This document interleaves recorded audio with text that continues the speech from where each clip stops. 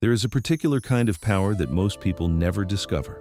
Not the power of the loudest voice in the room, not the power of the sharpest suit, the biggest title, or the most aggressive presence. No, the power I am speaking of is quieter, older, and infinitely more dangerous. It is the power of being underestimated. Sun Tzu understood this before the rest of the world had even begun to ask the right questions. In The Art of War, he wrote that all warfare is based on deception. But here is what most people miss. He was not only speaking about armies, he was speaking about every human encounter, every negotiation, every room you walk into where someone has already decided who you are before you open your mouth. Sun Tzu was speaking about you. The supreme art of war, he taught, is to subdue the enemy without fighting, and you cannot subdue anyone who sees you coming. Think about what it actually means to be underestimated. The average person experiences it as an insult, a wound to the ego. Someone does not take them seriously, and immediately the instinct fires to prove, to perform, to correct the record, to rise up and announce themselves. And in that single reactive moment, they hand over every advantage they ever had. Sun Tzu would have watched that and said nothing. He would have simply noted, that person has revealed everything. Their need to be seen is the crack in their armor. Their ego is their enemy's greatest weapon against them. Because here is the psychological truth buried inside his philosophy. When people underestimate you, they stop calculating against you. They lower their guard. They speak freely. They plan openly. They do not protect their position because they do not believe you are a threat. And while they are busy not watching you, you are watching everything. This is the doctrine of concealment. Sun Tzu called it formlessness.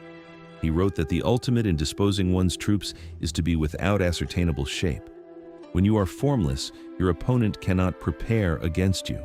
They cannot counter what they cannot see. They cannot defend against what they have already dismissed. Most people spend their entire lives trying to become a shape that others will respect. They build the appearance of power, the credentials on the wall, the confidence in the voice, the image carefully constructed for every audience. And Sun Tzu would say that all of that is noise.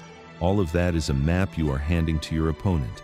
Every signal of importance you broadcast is an invitation for resistance, for competition, for people to measure themselves against you and find a way to bring you down.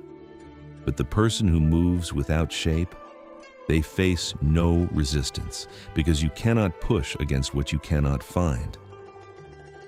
There is a passage in The Art of War that almost no one fully absorbs on the first reading. He says, "Appear weak when you are strong." This is not about lying. It is not about false modesty or self-deprecation for the sake of social comfort. It is a supreme strategic discipline. It is the deliberate choice to withhold your full capability until the moment it matters most. It is the understanding that your power is most potent when it is unexpected. Consider what this means in the modern world. In the meeting room where someone talks over you, assuming you have nothing valuable to contribute, and then you deliver the single insight that shifts the entire direction of the conversation. In the negotiation, where the other party believes they have already won because you let them believe it, and then you produce the leverage they never saw you building. In the relationship, the career, the quiet accumulation of resources and knowledge and positioning, all conducted beneath the radar of people who were too busy watching the loud ones to notice what was actually being built. Sun Tzu also spoke about water. He said that military tactics are like water. Water flows away from high places and hastens downward. The army avoids strength and strikes weakness, and water shapes its course according to the nature of the ground. The army works out its victory in relation to the foe it is facing. There is profound psychology in this metaphor. Water does not announce its path. Water does not argue with the mountain. It simply finds the way around. It is patient, it is persistent, and it is absolutely without ego.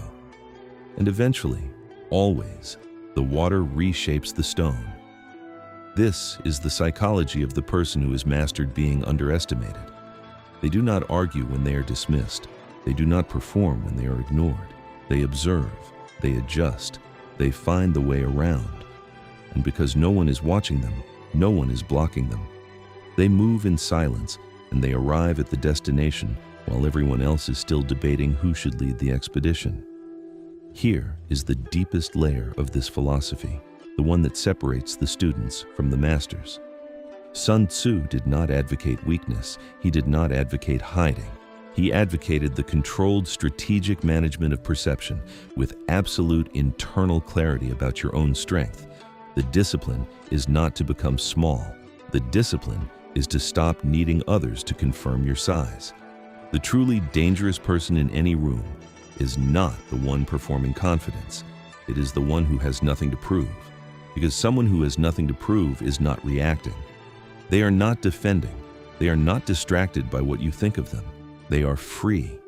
And a free mind, operating without ego and without noise, sees everything, plans everything.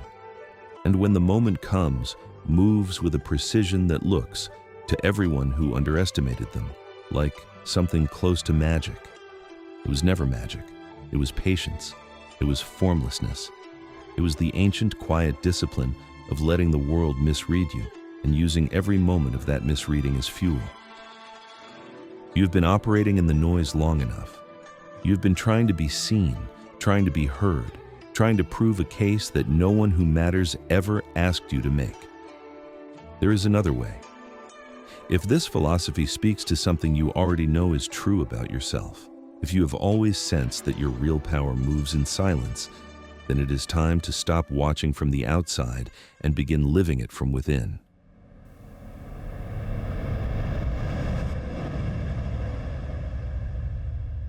Join the path of the quiet mind. This is not a community for everyone. It is for the ones who are done performing, done reacting, and ready to build something that cannot be threatened because it cannot be seen until it is already won. The quietest person in the room is often the most dangerous. Now you know why.